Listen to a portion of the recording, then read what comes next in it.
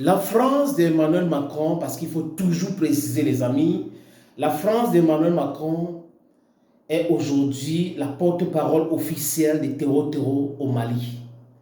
La France a été nommée par les terreaux pour passer le message. Le 25 avril, tentative d'assassinat sur la personne d'Assimi Goïta. Ils ont réussi quand même à assassiner le général Sadio Camara. Et quels sont les médias qui ont donné cette information en exclusivité alors qu'il fallait attendre l'information venant des autorités maliennes? C'est la France. La France a donné les informations, expliqué même comment ça s'est déroulé. Donc ça veut dire que quoi? La DGSE française était impliquée et est impliquée. La preuve, Yann Vizilier est en prison au Mali.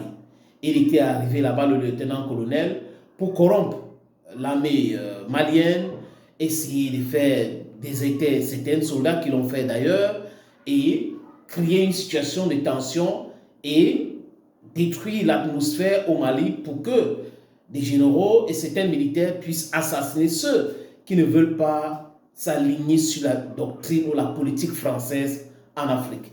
Voilà la réalité de cette histoire, chers amis.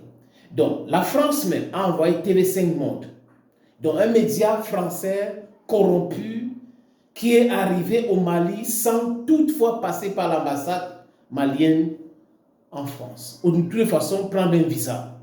Ils sont passés par la Mauritanie, certains sont passés par l'Algérie. En fait, ces médias voulaient assister à la chute d'Assimi Goïta pour montrer les images exclusives. Malheureusement, ça ne s'est pas passé comme le con de Macron, le macaroni, a voulu. Ça s'est passé comme les Maliens avaient préparé cela, comme Assimi Goïta et les femmes avaient préparé cela. Salut les amis, bienvenue sur votre plateforme. Ici, c'est votre humble serviteur, l'homme le plus noir de la terre et fier de l'être. Appelez-moi Mwana Zambi, appelez-moi Ngogno. Si vous n'êtes pas encore abonné sur cette plateforme, humblement, les amis, abonnez-vous, abonnez-vous, abonnez-vous, abonnez-vous. Chers amis, chers camarades, cette France d'Emmanuel Macron fait honte. Vous allez me dire que non, ce n'est pas aujourd'hui que ça a commencé. Mais les gens évoluent, les choses aussi. Tu ne peux pas être un président en France en 2018, 2019, 2020 et tu te comportes comme un président qui était là en 2050 ou en 1950. Parce que 2050, c'est encore devant. En 1950. Parce que les paradigmes ne sont pas les mêmes. La réalité ne sont pas les mêmes. Tu dois regarder l'Afrique en 2026 pour se poser les bonnes questions.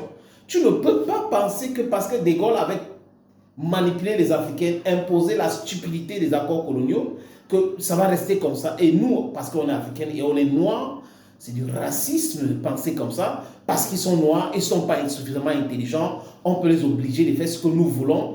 Et on va s'enrichir permanemment sous leur dos, ils ne vont pas se rendre compte. Et quand nous nous rendons compte que c'est inacceptable, parce que la démographie est avec nous, il y a des bouches à nourrir, il y a des situations qui changent tous les jours. Vous dites, non, c'est la Russie. La Russie est en train d'ouvrir les yeux au peuple africain. Donc c'est mauvais d'ouvrir même les yeux. Je veux même que ce soit la Russie qui ouvre les yeux au peuple africain. Est-ce que c'est mauvais? Maintenant, c'est la Chine. Donc, si c'est la Chine, c'est mauvais. Mais les autres pays veulent une compétition économique saine et non une compétition économique basée sur le vol, sur le pillage, sur la spoliation des biens des autres. Donc, cette France-là, d'Emmanuel Macron, est d'une stupidité à nul autre pareil.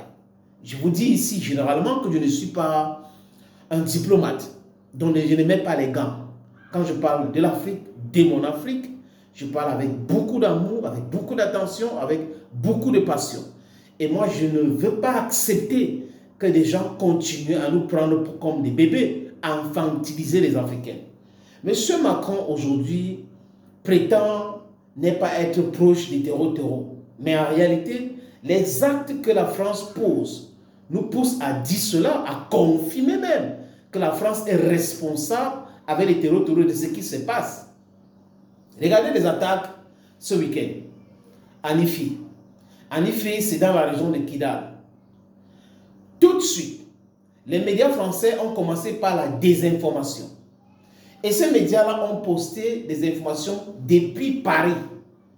Donc, il n'y a personne sur le terrain. Même le hibou qu'on appelle Serge Daniel. Il n'est pas au Mali.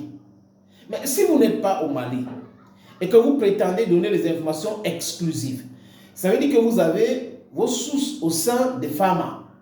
Mais quand on regarde bien, aucun soldat malien ne peut donner des informations à un média français. Un. De deux, dans la région de Kidal, les civils sont partis et les terreaux sont en fuite. Ils sont dans les grottes. À Tigaga, par exemple, qui était un sanctuaire de Jenin et de Al-Qaïda, les gars sont en train de fuir. Il n'y a pas moyen là-bas.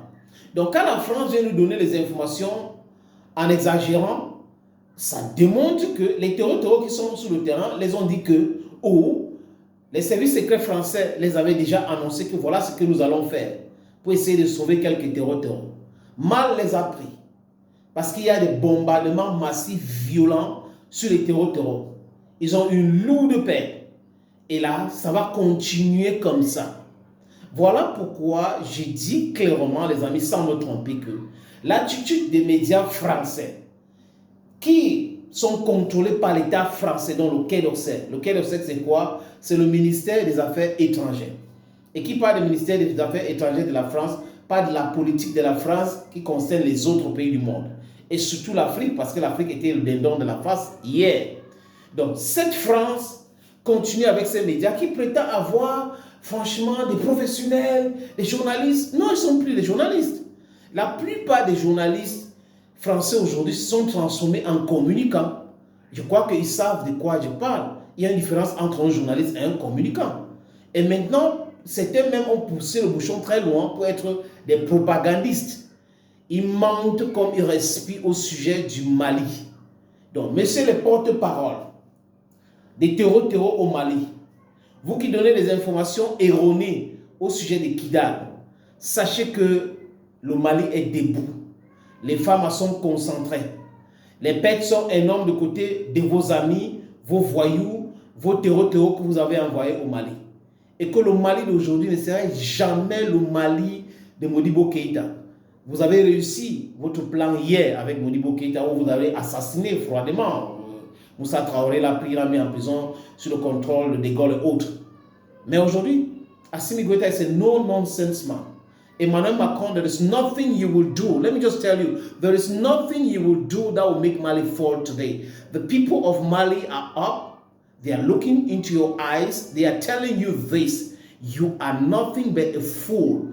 Continue to fool yourself. Mali is going to stand tall. Malians are not going to fall. Even those who are in France, all over the world, they are no longer going to be supporting your nonsensical nonsense.